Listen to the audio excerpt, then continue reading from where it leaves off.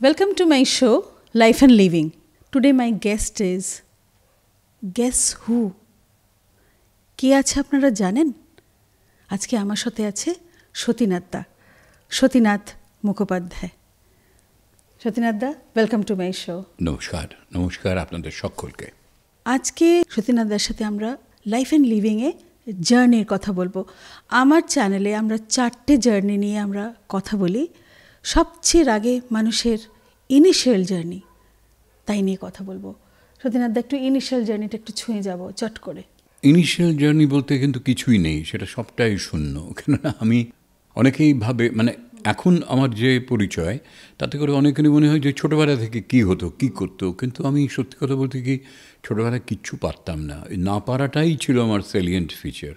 এবং আমি যে কোনো দিন কিছু করতে পারবো আদৌ, এরকম ধারণা আমার বাড়িতেও না, প্রতিবেশীরাও না, আত্মীয় স্বজনও না, ফর দ্যাট ম্যাটার বন্ধুবান্ধবরাও না।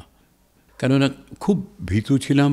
পাবলিক স্পিকিং তো প্রশ্নই নেই, মানে লোকের সঙ্গে কথা বলতেই ভয় পেতাম। এবং একেবারে ইন্টিমেট কয়েকজন বন্ধু যাদের সঙ্গে একটু ওঠা বসা, তাদের সঙ্গে কথাবার্তা, সবাই বন্ধু, যদিও একই ক্লাসের, খুব যে কথা বলতাম তাও নয়। আত্মীয় স্বজনের বাড়িতে গেলেও আমার প্রথম দেখতাম কোথায় একটা বই বা ম্যাগাজিন কি নিদেন, কাগজ পুরনো হলেও পাওয়া যায়। কেননা গিয়ে ওই 4টে কথা বলতে হবে, আমাকেও কথা বলতে হবে, ওটা আমার ঠিক মানে আমার সঙ্গে যেত না তখনকার সময়, অন্তত মনে হয়। ফলে স্কুল কলেজ তো কলকাতাতেই পুরোটাই। ভবানীপুরে মিক্সড ইনস্টিটিউশন, তারপরে গোলপার্কে সিটি কলেজে। কিন্তু আমি বলছি, ওই যে ছাত্র অবস্থায় কোনো কোনো কাজে মানুষের একটা প্রতিভার স্ফুরণ দেখা যায়, সেটা নিয়ে সে কাজ করে, সেরকম কিন্তু একেবারেই হয়নি। আমি আত্মীয় স্বজনের বাড়িতে গেলেও একটা বই মুখে করে বসে থাকতাম যে 4টে প্রশ্ন করলে ও হ্যাঁ, আবার চলে গেলাম বইতে। আমি পড়ছি দেখলে কম কথা নেই, কারণ লোকেরা তো রিডিং হ্যাবিটটা করাতেই পারছে না আজকালকার দিনে। তারা চাইছে তাদের বাচ্চাদের রিডিং হ্যাবিট হোক, এবং এই রিডিং হ্যাবিটের জন্যই তো এতটা জ্ঞানের ভাণ্ডার আপনার ভেতরে। না হলে আজকে সতীনাথ দা এখানে কি করে? সেই তো রিডিং থেকেই, সেই তো নানান বই পড়ে। সেইটা তখনই তার ভিত তৈরি হয়েছিল, এখানে বলতে পারবো না। কিন্তু হ্যাঁ, বই পড়তে খুব ভালো লাগতো, বিভিন্ন ধরনের বই। সেটা বাড়ি থেকেও খুব অ্যালাউ করতো যে শুধু পড়ার বই না, আরও নানা ধরনের বই পড়া। তবে এই যে একটা শিল্পী সত্তার উন্মেষ, এটা কিন্তু ছোটোবেলা কেউ দেখেনি, আমিও ভাবিনি। কিন্তু কোথাও কি কিচ্ছু ছিল না? একটা কোথাও ওই ফল্গুধারা বলে না, যে জলটা দেখা যাচ্ছে না, মাটির তলা দিয়ে বয়ে চলেছে, সেরকম একটা ব্যাপার নিঃসন্দেহে ছিল বলবো। কারণ আমি রেডিওর নাটকের একদম অসম্ভব অনুরাগী ভক্ত ছিলাম। এবং সেটা শুনতে শুনতে বারবার মনে হতো যে এই মানুষগুলো যারা অভিনয় করছে, এদের আমি কাউকে চিনি না, জানি না। তারা কোনো না কোনো চরিত্রে করছে এবং তাদের একটা ব্যক্তিসত্তাও আছে। দুটোর কোনোটাই আমার কাছে পরিচিত নয়, কিন্তু তারা এমন একটা কিছু ক্রিয়েট করছে যেটা আমার ইমোশনকে নিয়ে প্রায় ছিনিমিনি খেলছে। মানে খুব সিম্পলি, তারা খুশি হলে আমারও মনটা আনন্দ যাচ্ছে, তারা ভয় পেলে আমিও আতঙ্কিত হচ্ছি, তাদের দুঃখে আমার চোখে জল চলে আসছে। মনে মনে ভাবতাম, এটা কী করে সম্ভব? শুধু কণ্ঠের ব্যবহারে তারা কি করছে এটা? তখন একটা ক্ষীণভাবে মনে হতো যে এরকম কি আমি কোনো দিন করতে পারবো? ওই আকাশবাণী ভবনের সামনে দিয়ে যাওয়ার সময় মনে হতো তাকিয়ে, বাবা এই বাড়িটার মধ্যে থেকে গান বাজনা, খবর হয়, নাটক হয়, এই বাড়িটায় যদি একদিন ঢোকার সুযোগ পেতাম। কিন্তু ওই মনে হওয়াটুকুই, তার বেশি। কলেজটা কমপ্লিট করেই কি আপনার আকাশবাণীতে খবর পড়া? না না না, মানে আমি সেদিক থেকে খুবই ফর্চুনেট যে আমি ওই গ্র্যাজুয়েশনের পরে পরেই একটা চাকরি পেয়ে গেলাম, এবং সেটা একটা সরকারি চাকরি। সেই সময় সরকারি চাকরি মানে একটা বিরাট অ্যাচিভমেন্ট। এবং তখন যা পারিবারিক পরিস্থিতি, একটা চাকরিরও খুব দরকার ছিল। সেটা পেয়ে গিয়ে সত্যি কথা বলতে কি, তবে আমি সাহস করে বাড়িতে বলতে পেরেছিলাম যে একটা নাটকের দল থেকে আমাকে একটু অভিনয় করার জন্য ডাকছে, মা যাবো কি? মানে তার জন্য তো সন্ধ্যেটা আমায় কাটাতে হবে সেখানে, অন্তত রাত্রির 9টা, 9:30 বাজবে। এই পারমিশনটা আমি পেয়েছিলাম প্রায় ঘুষ দিয়ে। মানে মাসের শেষে একটা স্যালারির খাম মার হাতে তুলে দিচ্ছি, এই জোরে বলতে পেরেছিলাম, আমাকে একটু যাব। মানে আমার কণ্ঠের মধ্যে মানুষ একটু অন্য কিছু পেত, একটা প্রাপ্তি ঘটতো বলতে পারো আর কি। মানে যে গলা শুনতে ভাল লাগে এরকম, আমি নিজে বুঝিনি। কেউ কেউ বলতেন, তখন একজন বলল যে তোর এরকম গলা, তুই নাটক করিস না কেন, অভিনয় করিস না কেন? আর করি না কেন মানে আমি ভাবিনি এইভাবে কোনো দিন।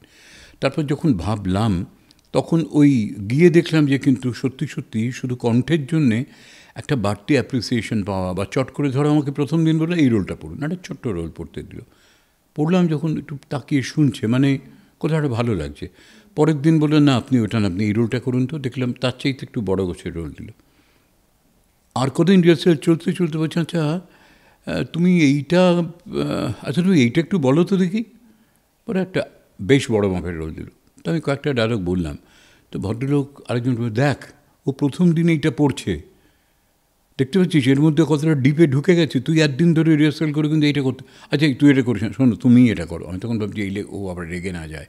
তো এটা বলছি একটা নিঃসন্দেহে ঈশ্বর তো প্রত্যেককেই কিছু না কিছু একটা এক্সেপশনাল পোটেনশিয়াল দিয়ে পাঠান, যার ওপর ভিত্তি করে সে তার জীবনে, মানে আমি চাকরি করতে করতে নাটক করার কথা ভাবার কথাই নয়, চাকরি করছি দিব্যি আছি, কিন্তু ওই যে ভেতরে একটা বাসনা ছিল সেটা যাতে একটা রূপ পায়, সেটা যাতে একটু বেড়ে ওঠে, অঙ্কুরেই বিনাশ না হয়ে যায়, সেই কারণেই হয়তো ওই মানে কণ্ঠটা যখন ছেলেদের পাল্টে যায় একটা বয়ঃসন্ধিতে, তখন এমন একটা কিছু তিনি করলেন যেটা মানুষের ভালো লাগার, যে কারণে আমার খুব গভীর বিশ্বাস পরবর্তীকালে আমিও ভাবি যে এই কণ্ঠের ব্যবহার করে আরও যত ভালো কাজ করতে পারি, যে কাজগুলো মানুষকে আনন্দ দেবে, তৃপ্তি দেবে, খুশি দেবে, শান্তি দেবে, সর্বোপরি এরকম কাজ যদি করতে পারি তাহলে আমার সেটা সবচেয়ে ভালো লাগে আর কি। একটা ছোট্ট কথা তোমাকে জিজ্ঞেস করি, যে তখন তো অনেক লোকে খবর তোমাকে দেখছে টেলিভিশন চ্যানেলে, আকাশবাণীতে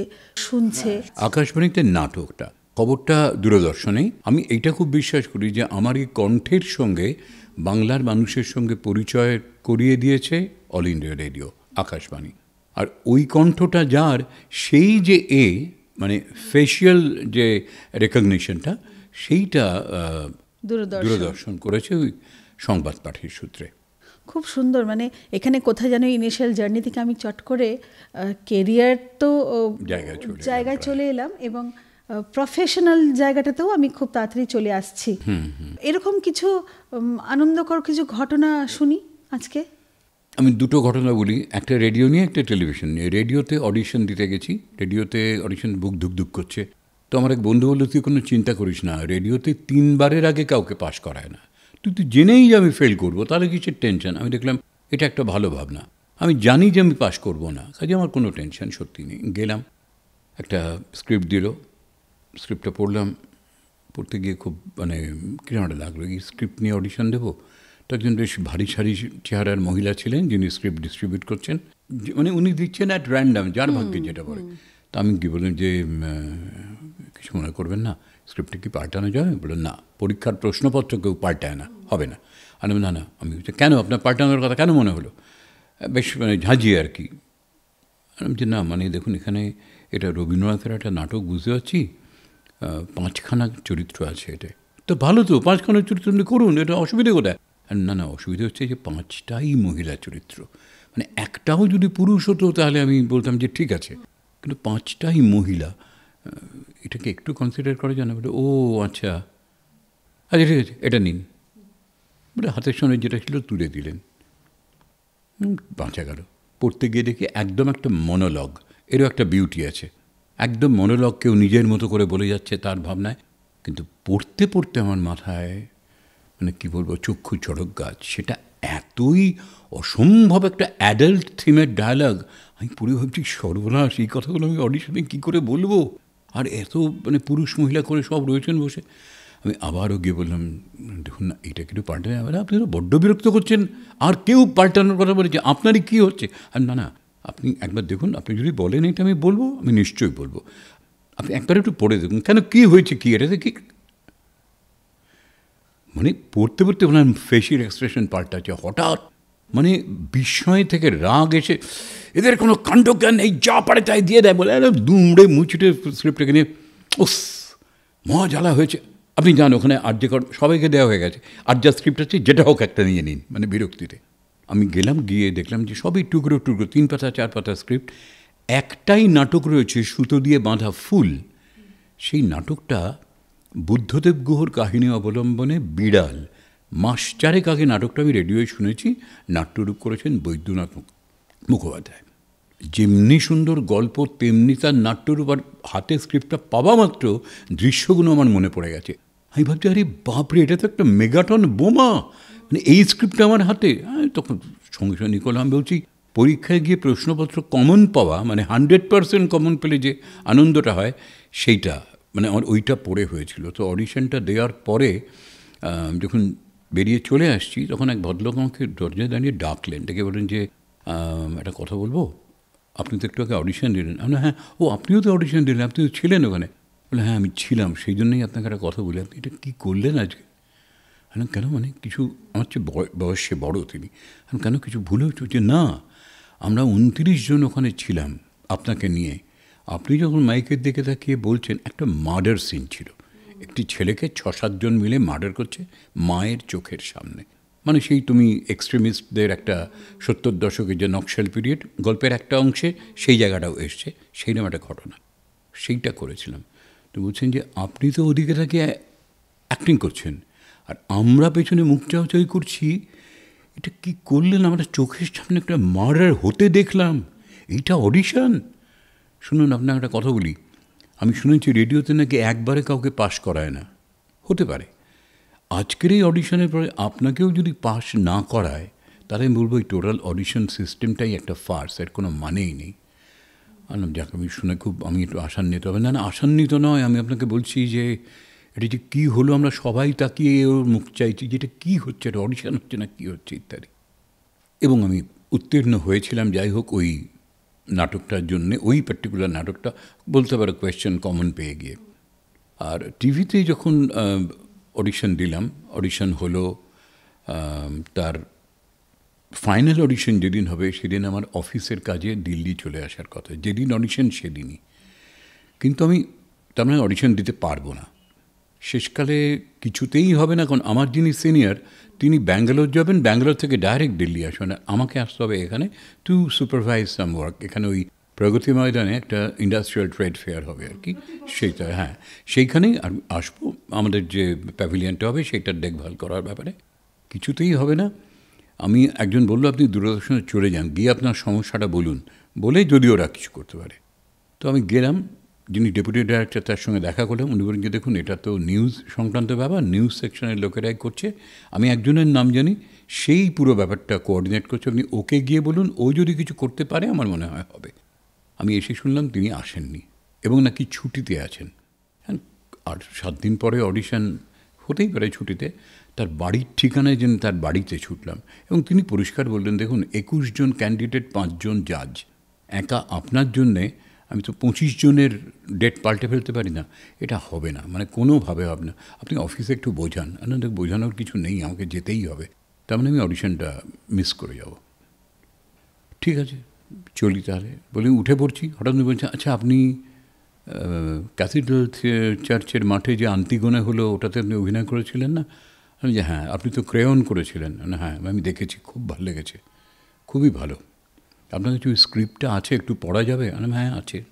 বলে আমাকে একটু পারলে দেবেন, পড়বো না? হ্যাঁ, অলোক রঞ্জন দাশগুপ্তের করা স্ক্রিপ্ট।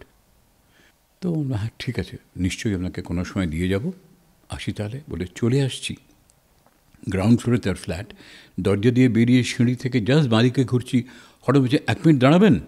দাঁড়িয়ে গেছি, ঘুরেছি।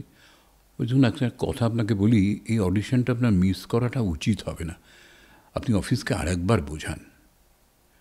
কি বলবো, এক একটা টার্নিং পয়েন্ট বলে না, লোকটার এই কথাটা যেমন মনে হলো, তাহলে ইনি সব ব্যাপারটা কোঅর্ডিনেট করছেন, তার মানে ওরা মনে হচ্ছে কোথাও এই ছেলেটির পসিবিলিটি আছে। তো এই অডিশনটা যদি দিতে না পারে তাহলে সব কিছু হাতের বাইরে। তো উনি বলতে আলাম ঠিক আছে দেখি, বলে আমি অফিসে ফিরে এলাম। আমার যিনি সিনিয়র ছিলেন ম্যানেজার মিস্টার সেন, উনি বলেন যে কী ব্যাপার সত্যি, কী হলো? আর কী হলো, এই এই এই বলে আই এম সো সরি, আমাকে ব্যাঙ্গালোর যেতেই হবে, না হলে তো হবে না। করতে করতে আরেকজন ভদ্রলোক বসেছিলেন, ইনসিডেন্টালি তারা হচ্ছেন ওই অ্যাডভার্টাইজিং এজেন্সির লোক যারা প্যাভিলিয়নটা তৈরি করবে। উনি বলছেন যে এরকম একটা গ্রেভ আলোচনা আপনাদের হচ্ছে, মানে what is the problem, may I know? তো উনি যারা বললেন না সত্যি এরকম একটা নিউজ বলার অডিশন এসছে, ও তো এগুলো খুব পারে, ভালো করে, তো এর একটা খুবই ভালো চান্স, কিন্তু ওই ডেটেই ওকে দিল্লি আমাদের যাওয়ার টিকিট কাটা, এই। তখন বলছে মিস্টার সেন আমি একটা কথা বলি, সতীনাথ যাচ্ছে কেন? আমাদের কাজটা সুপারভাইজ করবে বলে তো। তো ওর ওই একদিনের কাজ যদি আমি দায়িত্ব নিয়ে সুপারভাইজ করে দিই, ও একটা দিন পরে আসুক। তো বলছি is it, can you do it? বলছে না, ওয়াই নট, আরে ওরেরও একটা অডিশনের চান্স ও মিস করবে সামান্য এইটার জন্যে। না না না সত্যি না, তুমি একদিন পরে এসো, আমি কথা দিচ্ছি ভাই, তুমি যে কাজ করবে আমি একদিনের জন্য সেই দায়িত্বটা নিয়ে নিলাম, পরের দিন তুমি এসো। তো তাহলে তো কোনোভাবে না, আমি এক্ষুনি অ্যাডমিনিস্ট্রেশন ফোন করছি, আপনার টিকিটটা চেঞ্জ করে পরের দিন করে দেওয়া হোক। মানে এরকমভাবে যে হয়ে যাবে এটা আমি মানে ভাবতেই পারিনি। এটাও আমি বলি I am so indebted to that person, ওই যিনি আমাকে ওই কথাটা বলেছিলেন, আপনি এটা মিস করা উচিত হবে না।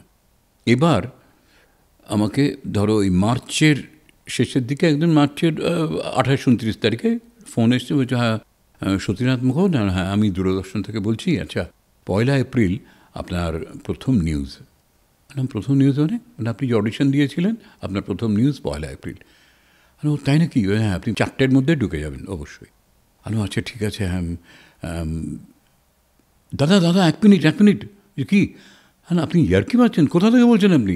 দূরদর্শন থেকে। দাদা 1 এপ্রিল এইভাবে এপ্রিল ফুল করে, আপনি জানেন না এটা বলার জন্য আমি কতটা উন্মুখ হয়ে আছি। আপনি 1 এপ্রিল ফুল করছেন? বলছে ও হ্যাঁ তাই তো এটা তো 1 এপ্রিল মানে এপ্রিল। না না না না না আমি এপ্রিল ফুল করছি না, সিরিয়াসলি বলছি, আপনি আসবেন, এর মধ্যে কোনো ঘোর প্যাঁচি নেই, একদম 4টের মধ্যে ঢুকে যাবেন। যে আমি আপনার নামটা জানতে পারি? বলে আমার নাম সুমিত বন্দ্যোপাধ্যায়। সেই ভদ্রলোক যার বাড়িতে আমি গিয়েছিলাম, যিনি কোঅর্ডিনেট করছিলেন, তিনিই আমাকে ফোন করে জানেন। অদ্ভুত ব্যাপার জন্য এটা আমি ভাবি মাঝে মাঝে, রেডিওতে যে আমি অডিশনে পাস করেছি আমি আজ অব্দি কোনো চিঠি পাইনি। একটা নাটকে আমায় ডাকা হলো, তখন গেলাম, আমি আজ অব্দি চিঠি পাইনি। দূরদর্শনে যে নিউজে আমি অডিশনে পাস করেছি কোনো চিঠি পাইনি, মানে এসে পৌঁছয়নি আর কি, জানি না কোথায় তারা হারিয়ে গেছে, বাট আমার কাজটা আমি করতে পেরেছি। তো বোথ রেডিও অ্যান্ড টেলিভিশন, এই দুটো অবিশ্বাস্য ঘটনা আমার মানে চিরকাল মনে থাকবে। মানে ভগবান দত্ত যার গলা, এরকম যাকে ভগবান একটা প্রতিভা দিয়ে পাঠিয়েছেন, এবং সেই গলা নিয়ে তিনি রেডিওতে এবং টেলিভিশনে কী রকম যে আপনি কামাল করে দেখিয়েছেন, মানে আমরা তো শুনতাম। এবং সব থেকে যেটা এখন আরেকটা জিনিস জিজ্ঞেস করার আছে, তখন কি এক্সিস্টিং চাকরিটার সাথে সাথে চলছিল? হ্যাঁ চলছিল, এটা আমি বলবো। মানে আমি সত্যি সত্যি খুবই সৌভাগ্য আমার যে একটা চাকরি করতে করতে এই কাজগুলো করা, ইভেন স্টেজে নাটক করা, রেডিওতে যে বিবিধ ভারতীর বিজ্ঞাপন কার্যক্রমে তখন প্রতি সপ্তাহে ধরো 5টা-6টা করে প্রোগ্রাম থাকতো, সেখানে নাটক করা, এগুলো সবই কিন্তু ওই চাকরি করতে করতেই করতে পেরেছিলাম। এবং পেরে যে ছিলাম, খুব অল্প দিন আগে ভদ্রলোক মারা গেলেন, প্রশান্ত চন্দ্র সেন, উনি আমাদের চেয়ারম্যান অ্যান্ড ম্যানেজিং ডিরেক্টর হয়ে এলেন, এবং ঠিক উনি আসার 1 মাস আগে আই ওয়াজ শো কজড। মানে এই আমি কেন অফিস টাইমে বেরিয়ে অমুক কাজ করতে গেছি, এই কাজ, এই ব্যাপার সেই ব্যাপার, negligence in your official duty, এই নিয়ে আমাকে শো কজ করা হয়েছিল। চার্জশিটটা দেওয়া হবে করছে আর কি, সেই অবস্থায় উনি এসেছিলেন। উনি এসে, এটা একটা অদ্ভুত ব্যাপার, কি হয় অফিস ক্লাবে বিজয় সম্মিলনী হয়, কিন্তু উনি সেইবারে পুজোর মধ্যেই বিদেশে চলে যাবেন, উনি বিজয় সম্মিলনীতে থাকতে পারবেন না। উনি ডেকে কালচারাল অ্যাসোসিয়েশনের সেক্রেটারিকে বললেন যে একটা কাজ করা যায়, সবাই তো বিজয়া করে, আপনারা আগমনী করতে পারেন না? মানে পুজোর আগে আগমনীটাও তো একটা ইভেন্ট, আমরা যদি সেরকম একটা করি। এটা বলছেন সোমবার, বলছে Friday I am free, can you fix it on Friday? এবার সোমবারে বলছি ফ্রাইডেতে একটা প্রোগ্রাম করা এত তাড়াতাড়ি হয় নাকি? তো উনি আমাকে ডাকলেন, যিনি আমাদের সেক্রেটারি। সত্যি কিছু করা যাবে? ইট সো হ্যাপেন ঠিক তার আগের সপ্তাহে আমাদের অফিসেরই এক ভদ্রলোকের লেখা একটা নাটক আমার হাতে এসছে, হিলারিয়াস নাটকটা, ভীষণ সুন্দর। আমি ভাবছিলাম এটা আমাদের অফিসে করতে পারলে খুব ভালো হয়। আমি সঙ্গে সঙ্গে বন্ধুবান্ধবদের ডেকে বললাম যে 3টে দিন রিহার্সালের আছে, মানে আজকের দিনটা বাদিয়ে দিচ্ছি, সোমবার দিয়ে মঙ্গল বুধ বৃহস্পতি, শুক্রবারে শো। ওরা বললো তোর পাগল হয়ে গেছিস, হবে না। আমি শোন, নাটকটা আমি পড়ে দেখেছি, একটা ক্যারেক্টার 60% দায়িত্ব তার উপরে, সেটা যদি আমি নিই আর বাকি 12 জন মিলে 40% নিতে পারি না, কার ভাগ্যে কতটুকু করে পড়ছে? 3 পয়েন্ট সামথিং করে পড়ছে, এইটুকু নিতে পারবেন না? এইসব চাগিয়ে টাগিয়ে দিয়ে 3টে দিন রিহার্সালে ফ্রাইডেতে আমরা সেই নাটকটা স্টেজ করলাম, অ্যান্ড হি ওয়াজ দেয়ার। নাটকটা হওয়ার পরে উনি জিজ্ঞেস করেছেন যে কার লেখা, কে ডিরেকশন করেছে, এই ভদ্রলোক কে, ইত্যাদি ইত্যাদি শুনেছেন। তারপরে আমাকে সেক্রেটারি বলেন যে তোমাকে একবার সেন সাহেব ডেকেছেন। আমি শুনি বসে আছেন, ফার্স্ট হতে গেলাম যে আপনি একটা কাজ করবেন, কালকে অফিসে এসে আমার ঘরে একবার আসবেন। আচ্ছা ঠিক আছে, যাই হোক আমি বলছি কী বললো, কালকে দেখা করতে বলেছেন ওনার সঙ্গে। পরদিন অফিসে এসে ডিপার্টমেন্টে দেখা করে ওনার ওখানে গেলাম। উনি ডেকে বসতে বলে বললেন যে এরকম আমি আপনার কথা শুনেছি। ফার্স্ট অফ অল কালকে I enjoyed the play thoroughly. আমি শুনলাম এটা মাত্র 3 দিনের রিহার্সালে আপনারা করেছেন, হাউ ইজ ইট পসিবল? আপনি কি এই কাজগুলো করেন? আমি একটু এরম করি। বলে আমি এও শুনেছি আপনার এগেনস্টে একটা শো কজ করা হয়েছে এবং চার্জশিটটা জাস্ট দেওয়ার অপেক্ষা, তো ওটা নিয়ে আপনাকে ভাবতে হবে না, আই উইল টেক কেয়ার। আপনি দেখুন যেন আপনার এই কাজগুলো কোনোভাবে হ্যাম্পার্ড না হয়, বাকিটা আমি বুঝে নেব। একটা এত বড় অফিসে সবাইকে 100% দিয়ে কাজ করতেই হবে, নাহলে অফিস ভেঙে যাবে, তা তো নয়। আপনার যেটুকু কাজ, যেটুকু আপনি করতে পারবেন না, ওটা সামনে নেওয়ার জন্য আপনার কলিগসরা আছে, দরকার হয় আমি বলে দেবো, কিন্তু আপনার এইটা যেন কোনোভাবে হ্যাম্পার্ড না হয়, বাকি দায়িত্ব আমার। মানে আমি কি বলবো, বেশ ক বছর পরে তখন ওনার বাড়িতেও যাইটাই, উনি তখন রিটায়ারও করে গেছেন। হঠাৎ একদিন বলছেন, আচ্ছা সতীনাথ, একটা কথা বলি, এই যে আজকাল সতীনাথ মুখোপাধ্যায় বলতে একটা ব্যাপার লোকে বোঝে বা সেই রেকগনিশনটাও আপনাকে দেয়, কোনো সময় কি আপনার মনে হয় যে এই অধমের তার পেছনে এইটুকু হলেও একটা কন্ট্রিবিউশন? আমি যে স্যার আপনি কি বলছেন, মানে ওই মোমেন্টে আপনার ওইটা বলছেন। যাই হোক, আমার শুনে খুব ভাল লাগে যে আমি ঠিক লোককে বেছেছিলাম এবং তার পথের অবস্ট্যাকলকে সরানোর জন্য আমার যেটুকু করার ছিল আমি সেটুকুই করে দিয়েছি। যিনি এ ব্যাপারে উদ্যোগ নিয়েছিলেন তাকে আমি বলে দিয়েছিলাম যে পৃথিবীতে সবাই একরকম ট্যালেন্ট নিয়ে আসে না, এক্সেপশনাল ট্যালেন্ট হলে তাদের কেসটা অন্যভাবে কনসিডার করতে হয়। আপনি সবটা গড়পড়তা করে দিয়েছেন, এটা করবেন না। এখানে একটা ছোট্ট কথা মনে হলো হঠাৎ, যে এখনকার যে সিস্টেমে এখন প্রায় দিনই দেখবেন নিউজে বা নিউজ পেপার বা টেলিভিশনে বা আপনার ইউটিউবে নানা রকম রিলস আসছে, 24 ঘন্টা কাজ করতে হবে। তাহলে কি দাঁড়ালো ব্যাপারটা? এই যে একটা প্রতিভার দিক আছে প্রতিটা মানুষের, যে 8-9 ঘন্টা 9 ঘন্টা 10 ঘন্টা, ইভেন বাইরের দেশে আর একটু বেশি, মানে তাকে for the sake of living এমন একটা কাজ করতে হয়েছে যেটা হয়তো তার মনোপুত নয়, কিন্তু সে করতে বাধ্য হচ্ছে। There is no other option. কার কাছে সময় নেই। কারণ আমরা দেখি যারা 9টা-10টা চাকরি করে, বলি তো মুখে 9টা-10টা, তো 9টা-10টা চাকরি করছে বা 10টা-5টা, 10টা-5টা এখন তো 5টায় শেষ হয় না, 6টা 7টা 8টা, 6টা 7টা 8টা, তবুও মানুষের একটা ফ্রি টাইম থাকে যে রাত্রে আমি এটা করবো বা ফ্যামিলিকে এই টাইমটা দেবো, বা সকালবেলা আমি কিছু বাড়ির কাজ বা অন্য কোনো কাজ আমি এগিয়ে রেখে আসবো। আমার বাড়িতে গুরুজন মা বাবা রয়েছেন, তাদের কিছু দেখা সাক্ষাৎ বা একটা ডাক্তারের অ্যাপয়েন্টমেন্ট বা যে কোনো কাজ, সংসারে ছেলে মেয়েদের জন্য স্কুলে যাওয়া, তাহলে কি সেটাও হবে না? মানে 24 আওয়ার্স এখনকার যারা সিইওস, এখনকার যারা কোম্পানি, যারা বড় বড় কোম্পানি, সো দ্যাট যারা কর্পোরেটসের যারা বড় বড় হেড, তো মানে দমাটকানো পরিস্থিতিতে কাজ করতে হয়। কিভাবে এই যুক্তিটা আমরা এখানে লাগাবো? মানে তারা কি ভাবলেন? তারা কি ক্রিয়েটিভিটিটাকে কখনোই ভাবছেন না? মানে না, আমার এই মুহূর্তের প্রয়োজনটাই 1 to 100, তারপরে তোমার কি হলো না হলো আই এম লিস্ট বর্ডার। আরও ব্যাপারটা খুব হার্ডকোর হয়ে গেছে। তখন আমি ধরো অফিসে সবাই খুব ভালোবাসতো, এই কাজটা অ্যাপ্রিসিয়েট করতো, মানে বলতে হলো ওই যে সতীনাথ, আমি ওর পাশে বসি, কি সতীনাথ বসে গল্প করি, এটাও বলে তাদের ভালো লাগতো। কিন্তু কিছু লোক তো থাকে বাই নেচার একটু ক্রুকেট টাইপ, সেরকম পেছনে কি লাগেনি? এই যে চার্জশিটটা হওয়ার পেছনে কিছু লোকের কন্ট্রিবিউশন ছিল, পরেও তাই। এবার দেখো, আমি অফিসে একটা চিঠি দিয়ে জানিয়েছিলাম যে আমি এরম নিউজ বলার জন্য নিউজকাস্ট হিসেবে সিলেক্টেড হয়েছি, তো আমাকে অনুমতি দেওয়া হোক, যেহেতু একটা সরকারি জায়গা। তো দিয়েছি, 2 মাস গেল, 4 মাস গেল, 6 মাস গেল, 1 বছর হয়ে গেল, রেগুলার নিউজ বলছি, আমি কোনো চিঠি পাইনি। তো যিনি একজন আমাদের পার্সোনাল ম্যানেজার ছিলেন, মিস্টার চ্যাটার্জি, মনে করেন যে চ্যাটার্জি সাহেব, আমি চিঠিটা দিয়েছিলাম, এখনও কোনো অফিস থেকে উত্তর দেয়নি। তো খুব মানে বন্ধুর মতো ভাবছি যে তোর কাজ কি তাতে আটকেছে?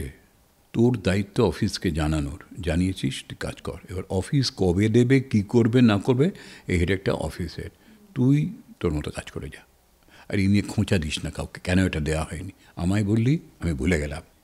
মানে এরকম হয়, এরকম মানুষও কিন্তু তখন ছিলেন। মানে তারা জানতেন যে কাজটাতে হয়তো ব্যাগড়া আসতে পারে, থামিয়ে দিল। হয়তো এমন একটা চিঠি এলো আপনার কাছে যে আপনি ওই ইভিনিং এ বেরোতেই পারবেন না। ইভিনিং এ না, তুমি এই কাজটা করতে পারবে না, we don't allow you to take part in this. Right, একদম ঠিক। তো সতীনাথ দা, আমি খুব ধন্য আজকে নিজেকে মনে করছি যে আমার এই পডকাস্ট চ্যানেলে, নতুন একটা পডকাস্ট চ্যানেল, তাতে সতীনাথ দার মতন মানুষ এসেছেন এবং আমি তার সাথে গল্প করছি এবং অনেক গল্প করছি। সতীনাথ দা, এবারে আমাকে বলুন, আপনার প্রফেশনাল লাইফের এই সমস্ত আমি ঘটনা শুনলাম, খুব আনন্দদায়ক। প্রত্যেকটি মানুষের একটি স্পিরিচুয়াল জার্নি আছে, কারোর খুব কম বয়স থেকে শুরু হয়, কারোর খুব জীবনের মাঝমধ্যখান থেকে, আবার কারোর একটু, কিন্তু হওয়াটা দরকার, হওয়াটা ভালো।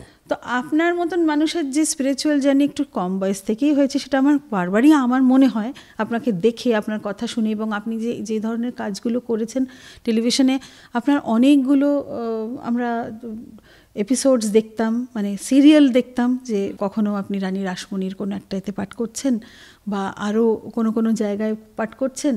তো আমাকে একটা খুব সুন্দর ঘটনা বলুন, এর মধ্যে একটা হাসির কোনো ব্যাপার থেকে কোনো একটা এমন আনন্দদায়ক কিছু ঘটনা বলুন। একটা জিনিস বলবো যে আমি এটা জানি না কি করে হয়েছে, ওই সবটাই কিন্তু আবারও বলবো, I am indebted two god for the voice he has gifted me with.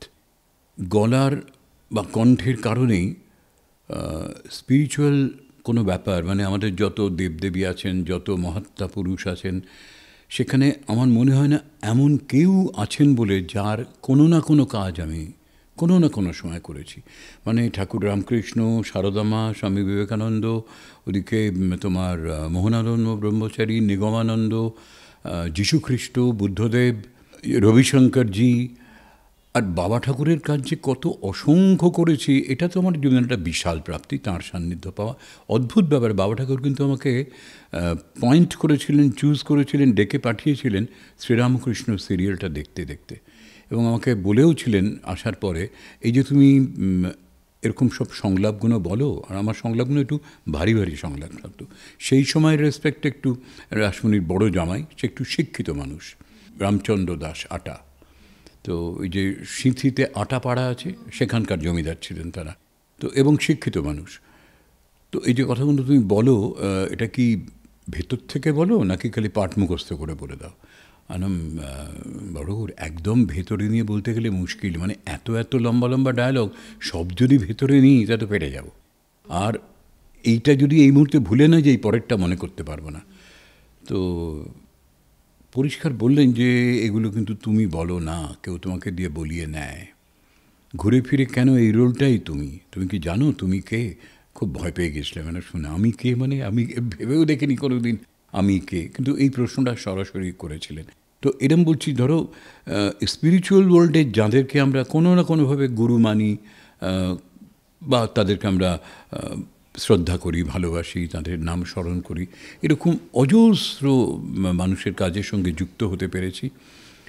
আমার একবার সুযোগ হয়েছিল রামকৃষ্ণ কথামৃত পাঠ করবার একটা চ্যানেলে, এবং এটা শুনলাম যে স্বামী স্বতন্ত্রানন্দজি মহারাজ, যিনি অজিত মহারাজ বলে খুবই পরিচিত সবার কাছে, খুবই ভালো মানুষ, মানে এরকম মানুষের সান্নিধ্য পেয়েছি ভাবা যায় না।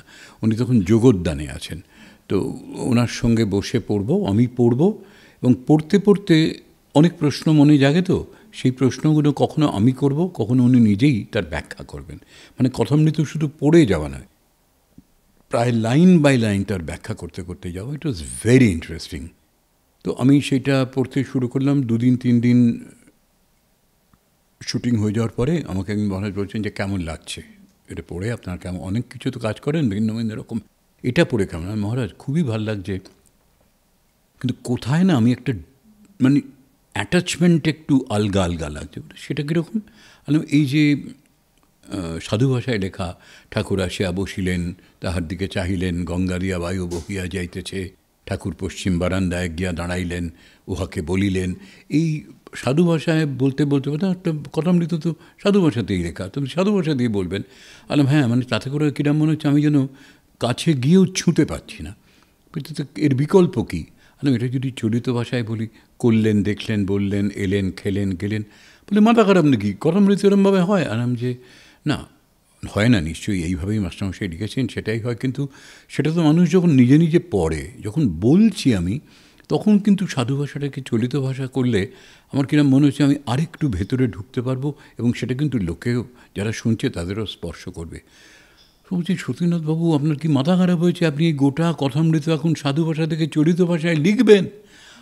না, লিখবো না, আমি ওই বইটাই পড়বো, সাধু ভাষাটাই দেখবো, কিন্তু বলবো চলিত ভাষায়। তো সেটা কী করে সম্ভব? হ্যাঁ, একটু দেখি না করে।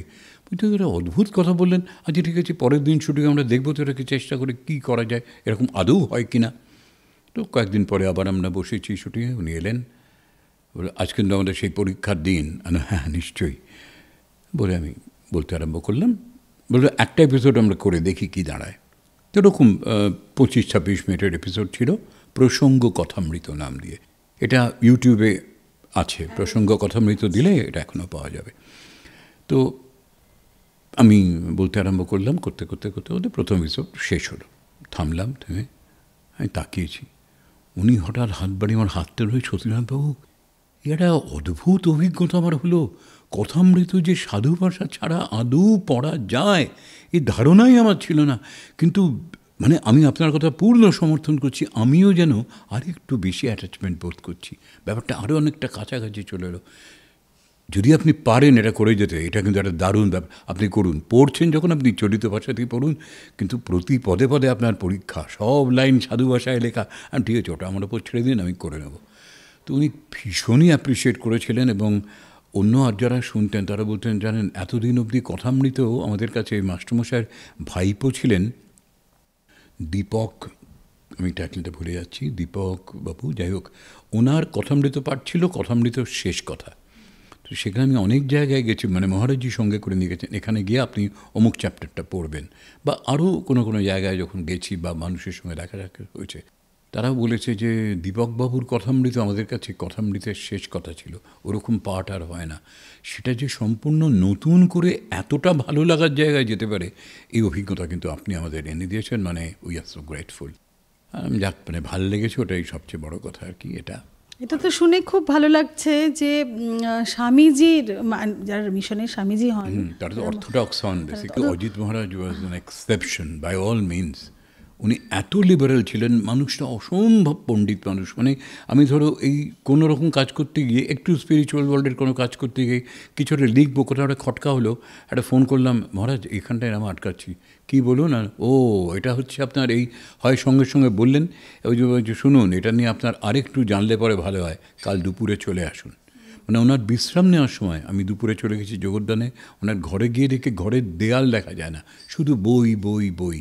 এবার উনি খাটে বসে বললেন যে ওইখানটা চলে যান, ওই 3 নম্বর র্যাকে দেখুন লাল বইটার পাশে সাদা মলাটের বই রয়েছে, ওটা নামিয়ে আনুন, ওটার সম্ভবত 153 পাতা, আপনার বিষয়টা পেয়ে যাবেন।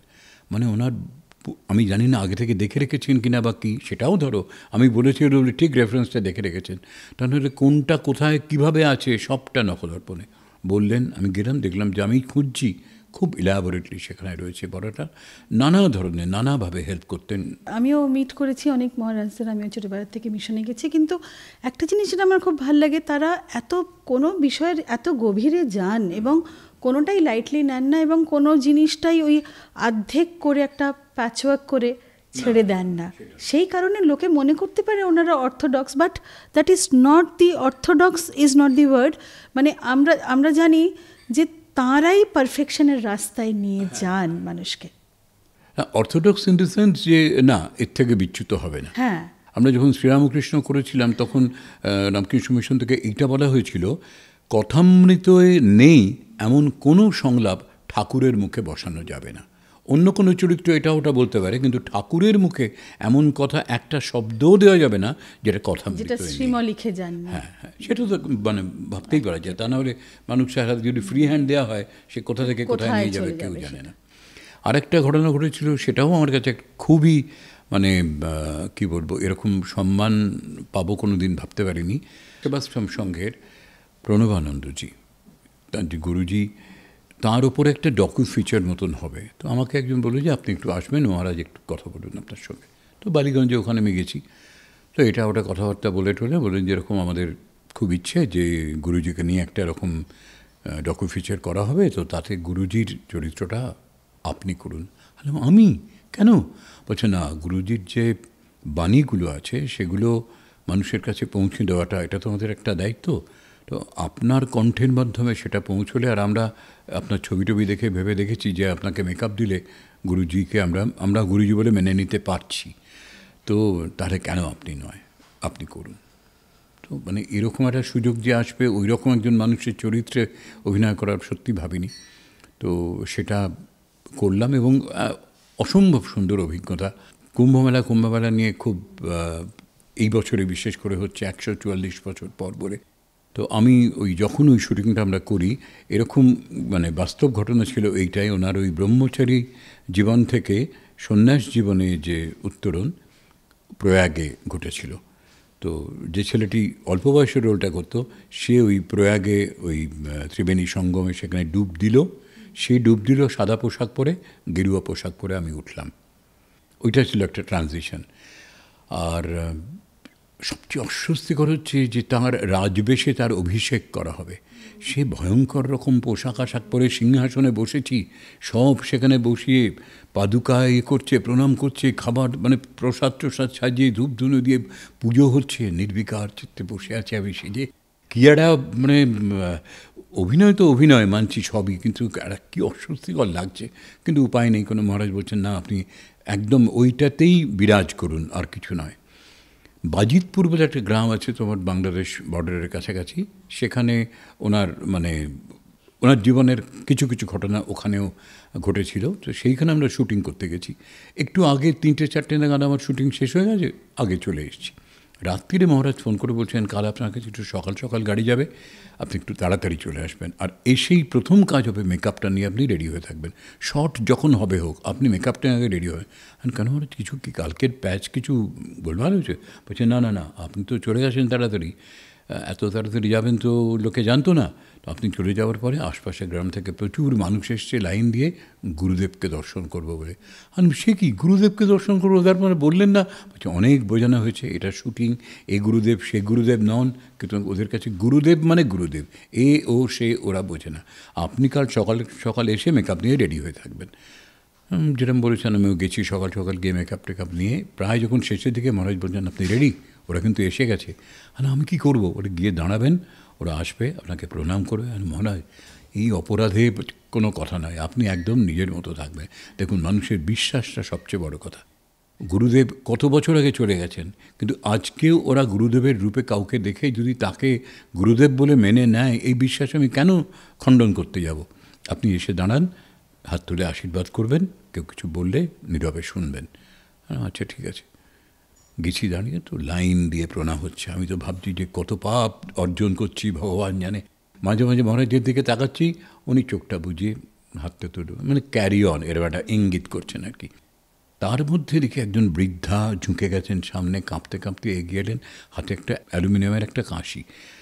এসে বলছে যে বাবা আমার বউয়ের কি হয়েছে, মাথার যন্ত্রণা, 7 দিন 10 দিন ধরে উঠতে পারে না, কত ওষুধপত্র এটা ওটা করালো, কিছুতেই কিছু হচ্ছে না।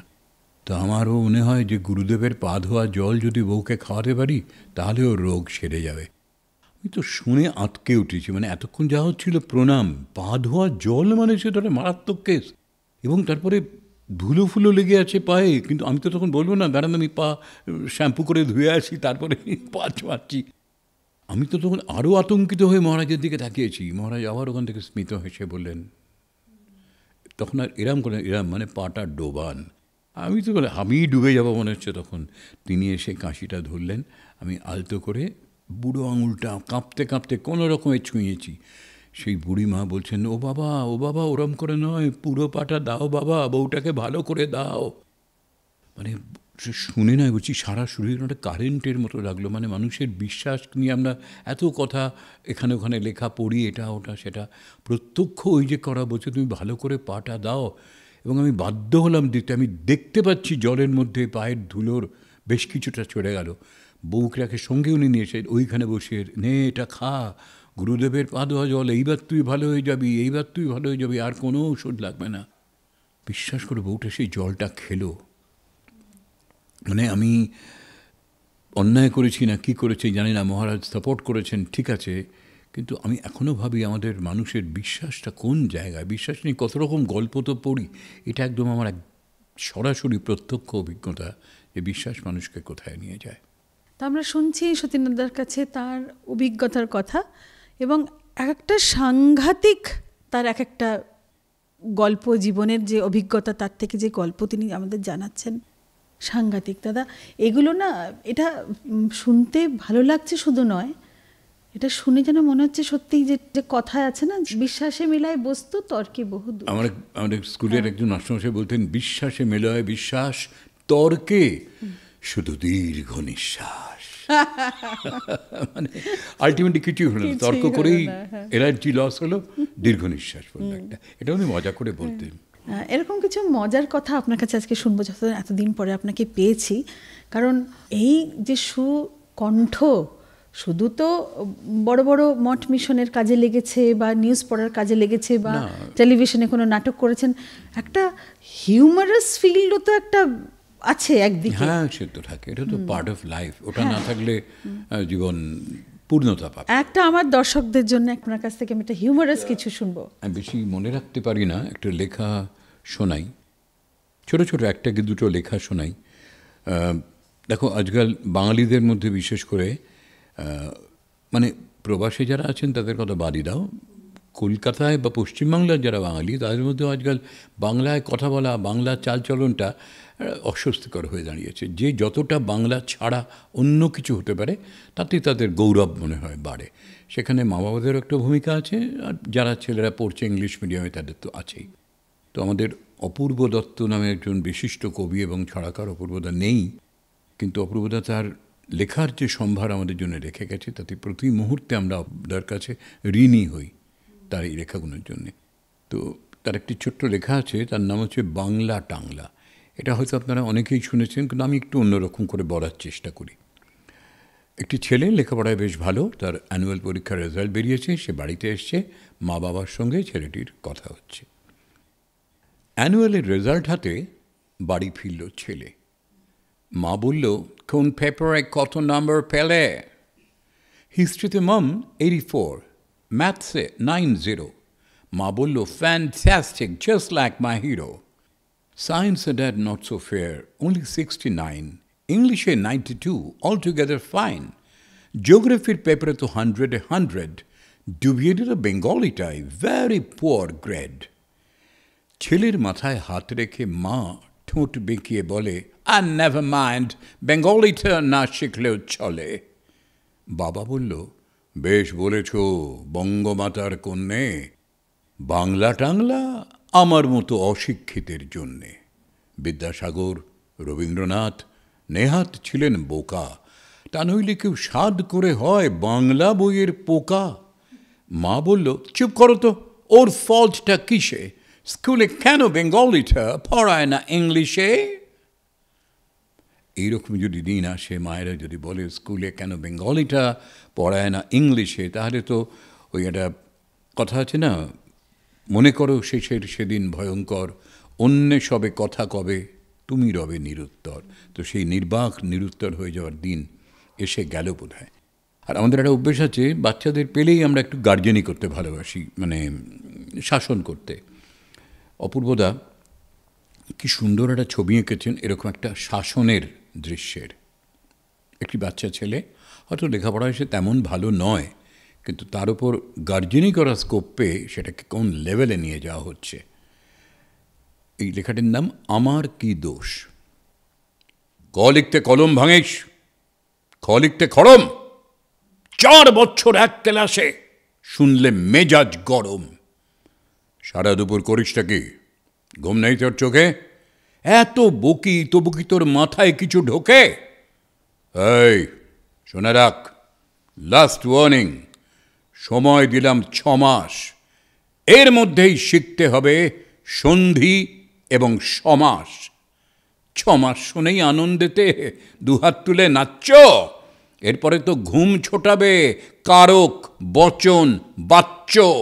বাংলা গ্রামার মানেই হলো মাথার ওপর খাড়া, নত্য, সত্য, লিঙ্গ, পুরুষ, বিভক্তি, বাগধারা। পুজোর ছুটির 2 মাস যেন নষ্ট না হয় হেলায়, ভুলেও যেন না দেখি ফের মন দিয়েছিস খেলায়। ব্যাপারটা কি? ঠায় দাঁড়িয়ে দেখছিস কি শুনি? ছুটতে গিয়ে ব্যাকরণটা নিয়ে আয় তো এক্ষুনি। পাচ্ছিস না? দেখ, খুঁজে দেখ, এইটুকুন তো বাড়ি, বল দেখি তোর কবের থেকে বইয়ের সঙ্গে আড়ি? মিথ্যে মিথ্যে বকছো আমায়, ভাবছো আমি বোকা। আমার কি দোষ? বই তো কবেই খেয়েছে উই পোকা। আরো কিছু শুনবো। আরেকটা বলি, এটাও এই বলাটার আমার ক্রিকেটের পরিভাষায় ট্রিপল সেঞ্চুরি হয়ে গেছে, কিন্তু এখনও বলতে ভাল লাগে, অ্যান্ড আই ডু বিলিভ যে লোকের শুনতেও ভাল লাগে। কিছুদিন আগে চলে গেলেন বাংলার আরেকজন বিশিষ্ট ছড়াকার ভবানী প্রসাদ মজুমদার। তিনি শিক্ষকতা করতেন এবং অসামান্য ছড়া লিখতেন। ভবানীদার সম্পর্কে এই কথা বলা হয় যে আলপিন টু এলিফ্যান্ট এমন কোনো বস্তু নেই জানিয়ে ভবানীদা ছড়া লেখেননি। তো তার একটি বিশেষ ছড়া, এটা আমায় বলেছিলেন, আপনি যেখানে যাবেন সতীনাথ সব জায়গায় গিয়ে এটা বলবেন, একটা সামাজিক দায়বদ্ধতা থেকে, কেননা মানুষের উপকারে লাগুক এটা আমিও চাই। বাচ্চারা সব জায়গায় দেখছি কিছু খেতে চায় না। এটা কিন্তু জানো তো, শুধু যে কলকাতা, দিল্লি, বোম্বে, ম্যাড্রাস বলে নয়, ভারতবর্ষ বলে নয়, বিশ্বেরও নানা জায়গায় যখন বাইরে কোথাও প্রোগ্রাম করতে গেছি বিদেশে, সেখানেও আমি জিজ্ঞেস করতাম, আচ্ছা আপনার এখানকার কলকাতায় বাচ্চারা কেউ ভালো করে খেতে চায় না, এখানকার বাচ্চারা কি হাসি মুখে সোনা মুখে যা দেন তাই খেয়ে নেয়? সব মায়েরা বিশেষ করে হাত নাড়তেন, না না এরকম করে। তার যেহেতু আপনাদের জন্যে একটা ছড়া একটু বলবো। আসলে দেখবেন এই যে বাচ্চারা খেতে চায় না, আবার একটা খাবার যদি বাচ্চারা একবার ধরে ফেলে তাহলে ছাড়তে চায় না, মারাত্মক অবস্থা হয়। সেটা কি জানেন? আঙুল চোষা। এই রোগ যাদের হয়, যারা বাচ্চাদের হয়, অনেকে বড় বয়স অবধিও ছাড়তে পারে না, তো এই আঙুল চোষার রোগ যাদের ধরে তাদের আঙুল চোষা ছাড়াতে বাড়িতে মা মাসিদের ঘুম ছুটে যায়। তো ভবানীদা তাদের জন্যে একটা ছড়া লিখে দিয়েছেন, একটা টোটকা, একটা দাওয়াই। একটি ছেলে, তার নাম ভোঁদা, ভোঁদা ক্লাস 1-এ পড়ে, তাকে নিয়ে ভবানীদার এই ছড়া। ক্লাস 1-এর ভোঁদার ছিল আঙুল চোষার রোগ, তাই নিয়ে তার বাবা মায়ের খুব হতো দুর্ভোগ। হোমিওপ্যাথি, অ্যালোপ্যাথি, টোটকা, কবিরাজি কোনো কিছুতেই হয়নি সুফল। রোগটা এমন পাজি, বাইরে ঘরে সব সময় ভোঁদা দিন ও রাতে চুষত আঙুল, কখনো ডান কখনো বাঁ হাতের। 3 মাস পর হঠাৎ সেদিন ধর্মতলার মোড়ে দেখা হতেই ভোঁদার বাবা হাতটা আমার ধরে বললে, দাদা কোথায় ছিলেন আমাদেরকে ছেড়ে? আমার ভোঁদার আঙুল চোষার রোগ গিয়েছে সেরে। কেমন করে বলছি শুনুন। আমরা সবাই মিলে অনেক ভেবেই প্যান্টগুলো ওর করেই দিলাম ঢিলে। পড়লেই প্যান্ট কোমর থেকে যেই না নেমে আসে, অমনি ভোঁদা চেপে ধরে 2 হাতে 2 পাশে। ওইভাবেতেই ঘুরে ফেরে ওঠে হাঁটে ছোটে, ফলে আঙুল চোষার সুযোগ পায় না সে আর মোটে। এটা বলেই আমি দর্শকদের উদ্দেশ্যে বলি যে আপনাদেরও যদি চেনা জানা ভোঁদা না হোক, চালাক চতুর স্মার্ট কোনো বাচ্চাও হয় এবং আঙুল চষে, এই দাওয়াইটা প্রয়োগ করে দেখতে পারেন, হয়তো ফল পাবেন। দেখো, এত ঘটা করে একটা ছড়া বলার পরে, টোটকা দাওয়াই বলার পরে হয়তো কথাটা এরকম করে কেন বলবো? তার মধ্যে একটা হতাশা, একটা দীর্ঘশ্বাস লুকিয়ে আছে। ভবানীদা তো লিখে খালাস, বাড়িতে বসে লিখেছেন, ছেপে বেরিয়ে গেছে, আমি কণ্ঠে ধারণ করেছি। আমাকে তো এখানে ওখানে জায়গায় জায়গায় গিয়ে গিয়ে বলতে হচ্ছে। কি ডেঞ্জারাস সিচুয়েশন ফেস করতে হয়েছে। দেখো, কলা মন্দিরে একটি প্রোগ্রাম, অনেকক্ষণ ধরে, প্রায় 1.5 ঘন্টা ধরে গল্প বলেছি, নাটক করেছি, কবিতা বলেছি, ছড়া বলেছি, অনেক কিছু মিলিয়ে গান হয়েছে। এই সব কিছু নিয়ে 1.5 ঘন্টার প্রোগ্রাম গেছে। হয়ে যাওয়ার পরে আমাকে উদ্যোক্তা এসে বলেন যে, দাদা অনেকক্ষণ ধরে দারুণ শোনালেন, একটু চা খাবেন তো? হ্যাঁ খাবো। বলেন চলুন, বলে আমাকে নিচে নামিয়ে নিয়ে গেলেন কলা মন্দিরের বেসমেন্টে, ওখানেই তার গ্রিন রুম। সেখানে বসুন, আমি আসছি। চা আনবো বলে উদ্যোক্তা দাদা ফেড আউট করে গেলেন। গুটগুট করে বছর 5-এর একটা বাচ্চা ছেলে এগিয়ে এলো, কাছাকাছি এসে বলল, কাকু ছড়াটা দারুণ লাগলো। তো 1.5 ঘন্টা প্রোগ্রামে 6-7টা ছড়া বলেছি, কোনটার কথা বলছে কে জানে। তাই বললাম, কোনটা গো? সে এমনই ঝান্টু বাচ্চা, নামধাম বলল না, আর একটু কাছে এগিয়ে এসে বললো, ওই যে ওইটা। আরে ভাই কোনটা? অতগুলো ছড়ার মধ্যে কোনটা? তখনও আঙুলটা মুখে দিয়ে বললো, ওই যে। তখন বুঝলাম যে আঙুল চোষার ছড়াটার কথা বলছে। তা চান্স পেলেই আমরা তো একটুখানি গার্জেনই দেখাই, ভাই তুমি আমার আঙুল টাঙুল চোষো না তো? ওমা, সে ফরাসি কায়দায় শ্রাগ করে বলে, হ্যাঁ চুষি। এই আর আঙুল চুষবে না তো? আবারও শ্রাগ করে বললো হ্যাঁ চুষবো। তখন আমি আমাদের মাইমের বিখ্যাত যোগেশ দত্ত, তার স্টাইলে বললাম খুব সাবধান, তাহলে তোমারও কিন্তু, মানে বুঝলাম প্যান্টটা ঢিলে করে দেওয়া হবে। এই কথাটা বলার পরে একটা বাচ্চা, 5 বছরের বাচ্চা থেকে কি উত্তর আশা করতে পারেন? আমাকে চমকে দিয়ে বললো জানেন, ওসব করে কোনো লাভ নেই, আমার লাইন আমি ঠিক করে ফেলেছি। চা খাবো বলে বসেছিলাম, প্রাক করে দাঁড়িয়ে উঠেছি, কী লাইন ঠিক করছিস রে ভাই? সঙ্গে সঙ্গে আমাকে চমকে দিয়ে বললো জানেন, বললো হাঁটবো না, ছুটবো না, উঠবো না। বললাম তাহলে? টাক করে আমার সিটে বসে বললো, বসে বসে আঙুল চুষবো, প্যান্ট কত ঢিলে করবি কর। আমার মানে আমি বলবো কি, বাচ্চা না ধানি লঙ্কা আমি জানি না, মানে হাত পা ঘামছে তখন আমার, এর উত্তর আর কী দেবো আমি জানি না। ভাবুন, কলা মন্দিরে 1200 লোক, হাউসফুল, সেইখান থেকে ওই বাচ্চাটা খুঁজে খুঁজে খুঁজে, ও আঙুল চষে, ওর মনে হচ্ছে এই ছড়াটা ডাইরেক্টলি ওকে অ্যাটাক করে বলা হয়েছে। ও আমাকে খুঁজে বার করে ওর তীব্র প্রতিবাদ জানিয়ে গেল। আমি বাড়িতে ফিরেই ভবানীদাকে ফোন করে বললাম, ভবানীদা আপনি বাজারে যে দাওয়াই ছেড়েছেন তার অ্যান্টিডোজ বেরিয়ে গেছে, ও মাল আর চলবে না, আপনি বাজারে নতুন কিছু দাওয়াই ছাড়ুন। তো উনি বলেন যে সত্যিই তাই? আরে সত্যি তো, আরে বাপরে, না ঠিক আছে আমি দেখছি এর একটা পাল্টা দাওয়াই যদি দেওয়া যায়। তো আমার খুব দুর্ভাগ্য, ভবানীদা চলে গেলেন, সেই পাল্টা দাওয়াইটা আমার পাওয়া হয়নি। আমার মাঝে মাঝে মনে হয় একটু প্ল্যান চেট করবো ভবানীদাকে, যে আপনি কথা দিয়েছিলেন দেবেন, পেলুম না, আমি কি করি? আবার যদি কোনো একটা বাচ্চা এসে আমাকে ক্যাঁক করে ধরে, তো দেখি যদি পাই সত্যি আবারও কখনো শোনাবো। মানে এই ছোড়াটা এখন বুঝে শুনে শোনাতে হবে, সব জায়গায় চলবে না। খুব সুন্দর, আজকে ভীষণ ভালো লাগছে সতীনাথদাকে আমাদের মধ্যে পেয়ে, এবং সতীনাথদাকে আপনারা সবাই শুনলেন, খুব আনন্দ করলাম। সতীনাথদা আবার কবে পাবো সেই অপেক্ষায় রয়েছি। আজকে আমার অনুষ্ঠান আমি এখানেই শেষ করছি, আমার পডকাস্ট আজকে এখানেই শেষ। আমি অপেক্ষায় রইলাম সেকেন্ড সেশনটা আপনার সাথে করব বলে। বেশ, নিশ্চয়ই দেখা হবে আবারও কখনো। যদি আপনাদের ভালো লেগে থাকে অবশ্যই জানাবেন। মানে আমারও এই সুযোগে সুনেত্রার সঙ্গে বসে ফেলে আসা অনেকগুলো পুরনো দিনের কথা আবার নতুন করে মনে পড়লো, যেগুলো আপনাদের সঙ্গে ভাগ করে নিলাম। ভালো থাকবেন সবাই, আনন্দে থাকবেন, খুশিতে থাকবেন, শান্তিতে থাকবেন। নমস্কার দর্শক, স্টে টিউনড, আবার আমরা আসবো এরকম সুন্দর একজনকে নিয়ে।